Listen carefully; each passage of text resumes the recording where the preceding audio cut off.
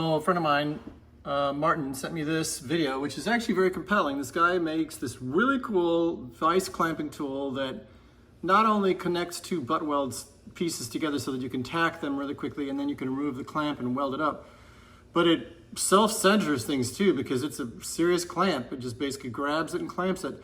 And one of the things I point out, being a party pooper, of course, is that it's cool, but each one of these pieces that he's welding together actually has a straight end to it. So it's straight end to straight end. Do you see that? And I'm not doing that. I'm actually in the middle of trying to weld right in the middle of curves and stuff. So this tool wouldn't work for that, although it's very cool.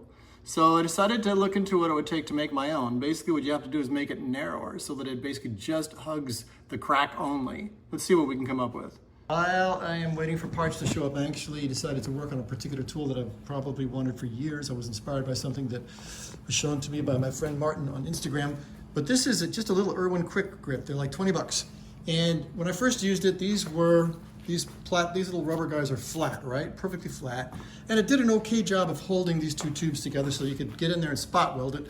But then what I decided was to try to see if I could push them against this bar so that it has three places of lining up. And also I put this piece of hard rubber on here to make it so that it has something to rest against. Now, these have been ground down so that they're triangular. They're pointing this way. They pull the tube in and then it stops it here, so it's pushing back out again. And it should self-center, and 9 times out of 10 it does. You kind of have to make sure that the tool really is aligned right along the crack, and it works. I got this piece of rubber I've got a couple of quick jacks hiding underneath there where the bicycles are. And I have so many of these extra pads. I literally ran one of them through the saw, which I don't recommend because it's dangerous, but I got like some material to work with, some extremely hard but flexible rubber. And that's what I made into this little guy here. So I might buy another one and redo these pads so that they are a little bit less messed up because they're kind of falling off.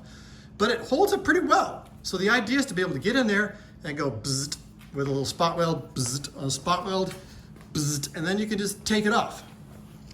Now the ultimate thing is going to be whether or not you can do two curved pieces like this. You see what I mean? Where none of the surfaces that it's grabbing onto are flat, right? Everything is a curve. And I'll show that next. Wow, this is really cool. I don't know if people understand just how cool this is.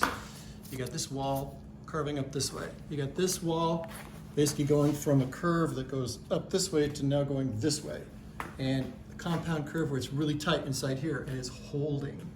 And it's actually really, putting my fingernail in there, it's pretty flush.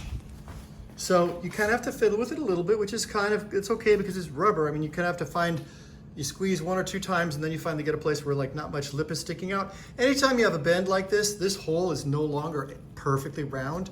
It's almost impossible to get it perfect.